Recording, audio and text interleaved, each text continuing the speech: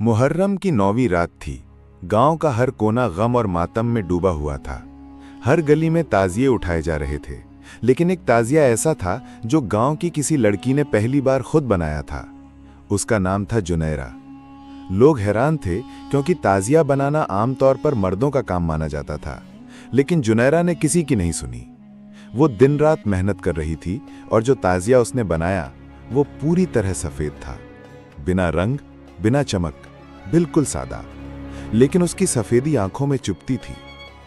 गांव की औरतों ने कहा, इतना सफेद ताजिया, इसमें कोई बात छुपी है। जुनैरा का घर गांव से थोड़ी दूर था, जहां कभी उसकी बड़ी बहन सलीमा रहा करती थी।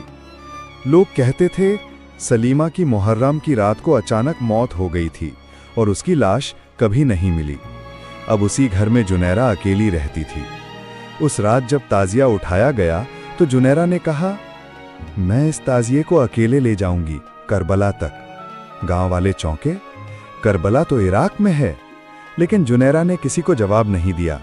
रात की ठीक 12 बजे गांव की मस्जिद के पीछे की गली से सफेद ताजिया खुद ब खुद चलने लगा और जुनैरा उसके पीछे पीछे। कुछ लोगों ने देखा कि ताजिए की परछाई में 2 लड़कियां चल रही थीं, पर जुनैरा तो अकेली थी। सुबह हुई, ताजिया गायब था, जुनैरा भी। गांव के कुएं के पास सिर्फ एक चीज पड़ी थी, एक सफेद चूड़ियों का टूटा हुआ जोड़ा और एक पुराना खत जिस पर लिखा था, मैंने अपनी बहन की अधूरी मन्नत पूरी कर दी, अब हम दोनों ताजिए के साथ हैं। गांव वालों ने उस कुएं में झांका।